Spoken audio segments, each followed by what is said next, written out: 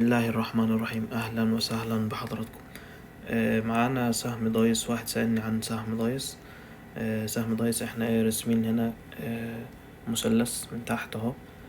ده مثلث، فده يعتبر المثلث ده في موجات اليود بتبقى آخر، يعني بعد المثلث ده بتجيلنا آخر موجة صعود. آخر موجة صعود بتكون يعني ايه موجة خماسية. تمام.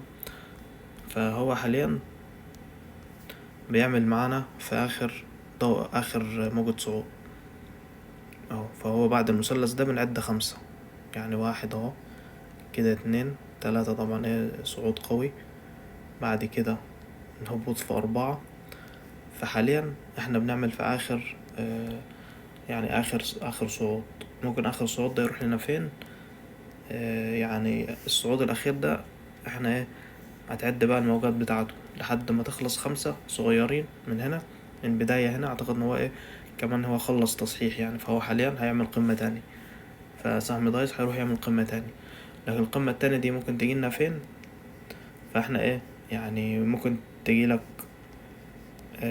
عند مثلا 3.5، ممكن 3:13، على حسب ما تخلص ال5 موجات اللي هيبقوا هنا اهو. تمام.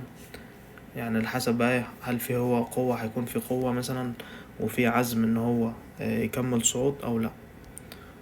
تمام. فممكن مثلا اهي هتجيلك عند ارقام فيبوناتشي مثلا. يعني نلاحظ ان رقم 3 ما جاتش عند 161، كانت قبلها بشوية. فرقم 3 ما كانتش قوية بالدرجة الكافية يعني. فممكن رقم 5 تجينا قوية شوية، فممكن تجينا عند 261 فيبوناتشي هنا اهو. فالسهم ده يعني مجرد بس ان هو يبدأ يتعدى معاك القمة دي ويعمل صعود بقى قوي. المفروض انت خلاص تبدأ تفكر في البيع. ممكن بقى يجيلك عند 3:12، ده هدف على التحليل الكلاسيكي. ممكن يجيلك عند 3:12 ويبدأ ينزل. ممكن يجي عند 3:43 الهدف بتاع فيبوناتشي. يعني هو مش مطلوب منه غير بس يتجاوز القمة دي. تفهمني؟ يبدأ يتجاوز القمة دي، المفروض تبدأ تبيع، ان بعد كده خلاص هيبدأ يصحح تصحيح كبير بعد كده. يعني هو خلاص عمل اللي عليه كده. ادي مثلث، فعمل بعد المثلث ده بيعمل 5 موجات صاعدين، بعد كده يبدأ يصحح.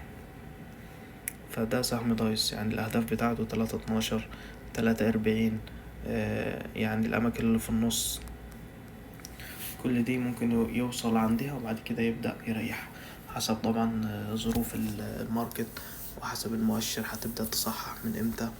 فالكلام ده كله هيأثر طبعا. فهو حاليا السهم يعني الدخول فيه مثلا بعد ما يخترق القمة دي، تبدأ تدخل بقى انت بعد ما تشوف الصعود الكبير. هل هيعمل لك صعود كبير يعني انت لو تلاحظ السهم في آخر صعود ليه بيعمل لك صعود قوي. يعني ممكن تلاقي سهم زي كده يصفر مثلا، ولا يطلع بال10% كل يوم، ولا يطلع مثلا بالخمسة% والسبعة%. هتلاقي آخر صعود في السهم لازم صعود قوي. ليه؟ عشان الميكر يعرف يبيع، عشان الميكر يلاقي ناس يبيع، يعني عايز يغري الناس اكتر، فيعمل لهم صعود قوي. هو مش بيشتري، هو كل اللي بيعمله بيسند السهم، يحط مثلا اوامر شراء بمبالغ كبيرة، فالناس تدخل تشتري بقى، تشتري من المعروض، وهو في نفس الوقت هو تلاقيه اللي بيبيع من المعروض، فيعمل لك صعود قوي.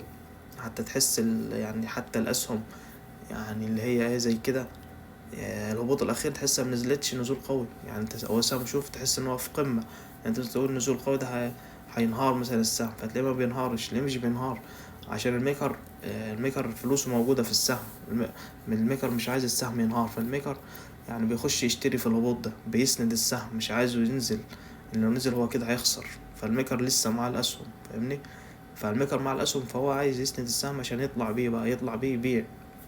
فيعني السهم ده بس يتجاوز القمة بقى ويوصل لك الأماكن دي، يبقى للبيع، مش عشان تشتري فيه لسه وتستنى فيه أكتر.